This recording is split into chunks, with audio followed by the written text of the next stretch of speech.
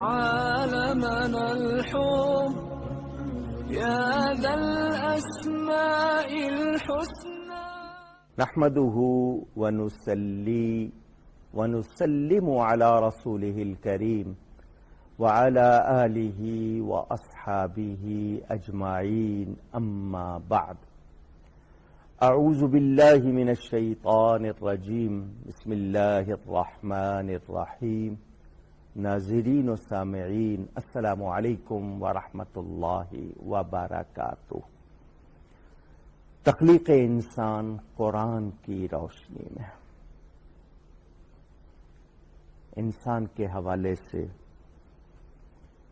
قرآن کریم میں جن آیات میں لفظ انسان آیا ہے وہاں سے انسان کی پہچان کے لیے کچھ باتیں آپ تک پہنچا رہا ہوں۔ آئیے سورہ النجم اس کی آیت نمبر 39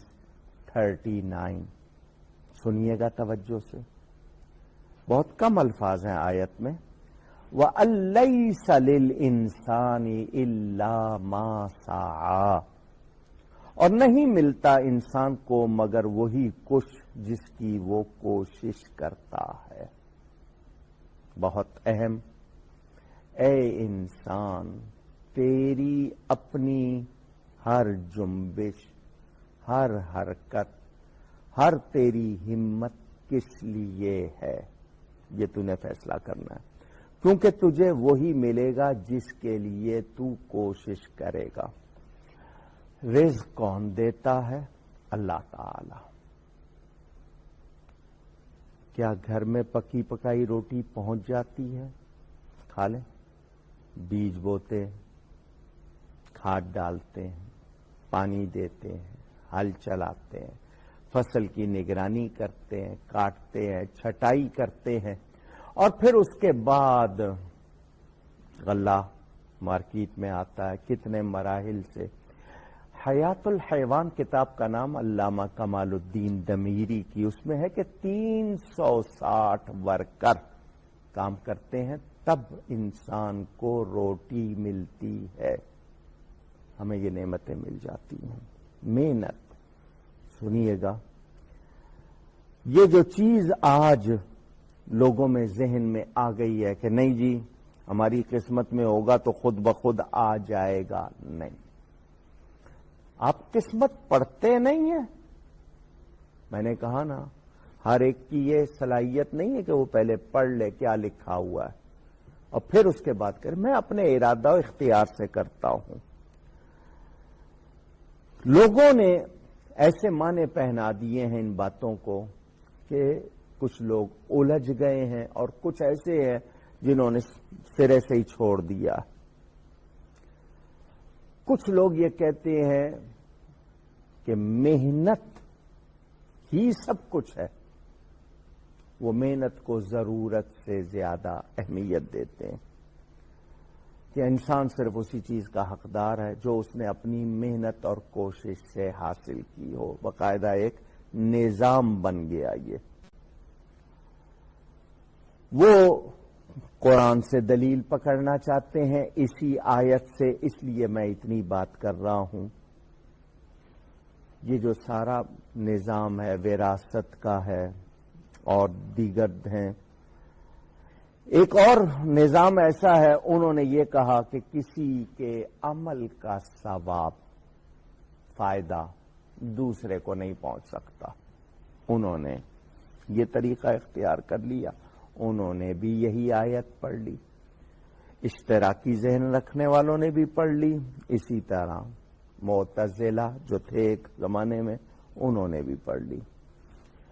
اگر کسی کا عمل نفع بخش نہیں ہے دوسرے کے لیے تو قرآن کریم کی متعدد آیات کا کیا کریں گے جن میں استغفار کا حکم دیا گیا ہے۔ ہر نمازی دعا کرتا ہے ربنا اغفر لی ولوالدی وللمؤمنین یوم یقوم الحساب، یا اللہ ہمارے رب ہمیں بخش دے، ہمارے ماں باپ کو، ایمان والوں کو جس دن حساب کے لیے کھڑے ہونا ہے۔ اور اللہ تعالیٰ بطور خوبی فرما رہا ہے بعد میں آنے والوں کا عمل، والذین جاؤوا من بعدہم یقولون ربنا اغفر لنا ولاخواننا الذین سبقونا بالایمان، اور جو بعد میں آئے وہ کہتے ہیں یا اللہ ہم سے جو پہلے ایمان والے گزر گئے ہمارے بھائی ان کو بخش دے۔ اللہ تعالیٰ ان کے اس عمل کو پسندیدہ فرما رہا ہے۔ میں بہت تفصیل میں نہیں جا رہا، میرے دوستوں اور بزرگوں، سامعین اور ناظرین، میں عرض کرنا چاہتا ہوں میراث کے احکام ان کے پہلی والوں کو اور یہ دوسرے کثیر التعداد آیتیں اور کتنی احادیث، آج باہمی تعاون اور پھر ایصال ثواب، یہ تمام چیزیں انسان کے حوالے سے قرآن اور حدیث میں ہیں۔ ہم لوگ کسی کی زندگی میں اس کی طرف سے فرض عبادت نہیں کر سکتے۔ مثلا میں کہوں یار میرے حصے کی نماز پڑھ دو، نہیں، یہ ذہن میں رکھیے گا، میرے حصے کا روزہ رکھ دو، میں نہیں رکھ سکتا، نہیں۔ نفلی عبادت ہم دوسرے کی طرف سے کر سکتے ہیں، میری طرف سے طواف کر دینا کر سکتا ہے، میری طرف سے فلاں مسجد میں نفل پڑھ دینا پڑھ سکتا ہے۔ اس میں بہت زیادہ اور تفصیل ہے، اگر جاؤں میں صرف اسی ایک آیت پر 2-3 پروگرام میں تفصیل سناؤں آپ کو، کتنی احادیث، مگر جو بات میں نے آپ تک پہنچانی ہے وہ اہم یہ ہے کہ ہم سب کو ہمت اور محنت کرنی ہے۔ مجھے اپنا گھر اگر اچھا رکھنا ہے تو یہ کہ ایک شخص پہ بوجھ ڈال دوں اور باقی نہیں ہو سکے گا۔ ملک کے حوالے سے کہہ دیں گے جی صرف حکمرانوں کا کام ہے، وہ جانے ہم تو مزے کریں، نہیں۔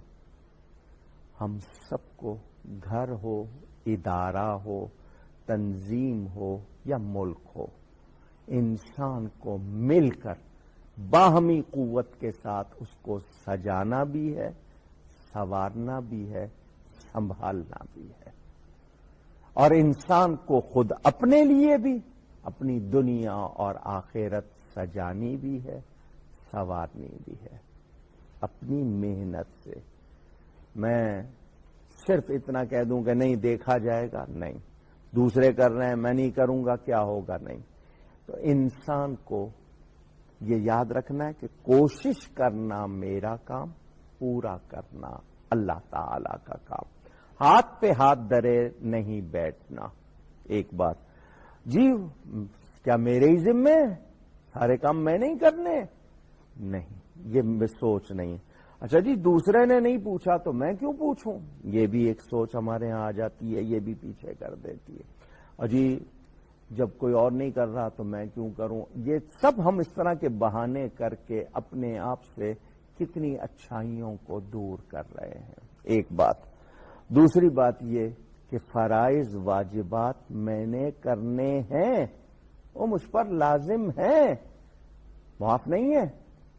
کوئی ایسی حالت ہو جائے جس میں معافی ملتی ہے، بندہ ہوش و حواس میں نہیں ہے یا قابل نہیں ہے، وہ اور بات، لیکن اچھے بھلے تندرست ہو کے بہانے کریں گے پھر کچھ نہیں ملے گا۔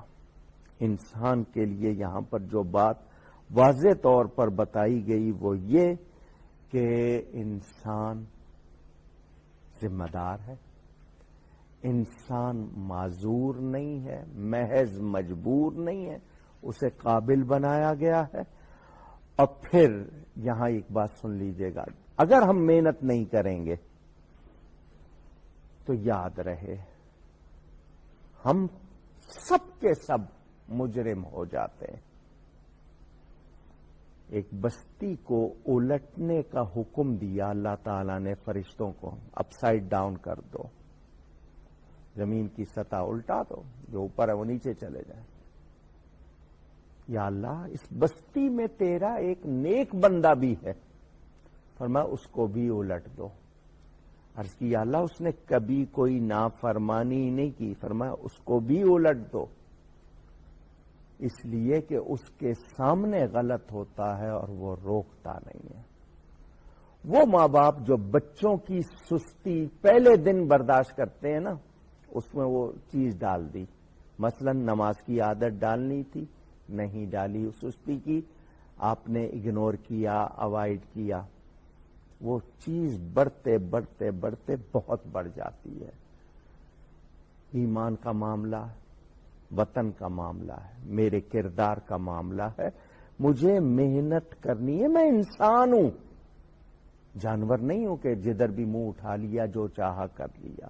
عقل دی ہے اللہ نے مجھے، سمجھ دی ہے اللہ تعالی نے مجھے، اشرف المخلوقات بنایا ہے، تو میں نے خود کو اس کا اہل ثابت کرنا ہے۔ کیسے؟ محنت سے، مشقت سے۔ یہ جو چھوٹی چھوٹی تکلیف لگتی ہے نا، یہ تکلیف نہیں ہے، اس کی راحت کتنی ہے اس کے سامنے، تو یہ تکلیف نہیں ہے۔ آپ سارا دن دیکھیں نا اس انسان کو، پیسے کمانے کے لیے پوری جوانی اپنی صحت لگا دیتا ہے، بھرپور جوانی صحت چند پیسے حاصل کرنے کے لیے لگا دیتا ہے۔ اب جب وہ صحت ختم ہونے لگی، اب وہی پیسہ لگا کے صحت واپس لانا چاہتا ہے۔ سوچئے گا اس انسان کو، ذرا غور کیجئے گا۔ میں بتانا چاہتا ہوں آپ کو، اللہ تعالی نے جو کچھ دیا ہے اس پہ راضی رہیں، اور محنت جس کے لیے کہا گیا وہ کریں۔ کہاں محنت کرنی ہے؟ جو کرنی ہے اس سے بھاگے نہیں، جو ہم پر فرض ہے، واجب ہے۔ میں اگر بیٹا ہوں، میں اگر بھائی ہوں، میں اگر شوہر ہوں، میں اگر کوئی اور معاشرے میں عہدہ، منصب، مرتبہ رکھتا ہوں، جو جو چیز میرے ذمے ہے وہ میرے ذمے ہے، میں جزا ملے گی، کروں گا۔ ہاں، حضور اکرم صلی اللہ علیہ وسلم کا ارشاد یہ بھی سن لیجئے، فرمایا من سن سنتا حسنتا فلہ اجرہا، جو کوئی نیک طریقہ نکالتا ہے اس کے لیے اجر ہے، وَأَجْرُ مَنْ عَمِلَ بِهَا، اور جتنے اس پر عمل کریں گے ان کو بھی ثواب ہوگا، نکالنے والے کو ثواب، جتنے لوگ عمل کریں ان کو ثواب، اور دوسری روایت کے مطابق ان سب کے برابر اس نیکی والے کو ثواب۔ تو جو کوئی برائی نکالتا ہے اس کو برائی ہے، جتنے اس پر عمل کریں ان کے لیے برائی، اور پھر اس کا وبال بھی ان پر۔ تو ہمیں تو ہمت کے لیے کہا گیا، محنت کے لیے کہا گیا۔ انسان ہواؤں پہ، پانی پہ کس طرح دیکھیں اپنا کام کر رہا ہے، محنت کیجیے۔ اسی طرح اللہ کے لیے بھی، اپنے لیے بھی، ملک کے لیے بھی، گھر بار کے لیے بھی، ادارے کے لیے بھی، پھر دیکھیے رحمتیں کتنی ہوتی ہیں اور کیسی ہوتی ہیں۔ مجھ سے گفتگو میں کہیں کوئی غلطی ہوئی ہو، اللہ کی بارگاہ میں توبہ کرتا ہوں۔ آئندہ نشست میں ملاقات ہوگی۔ والسلام علیکم ورحمۃ اللہ وبرکاتہ۔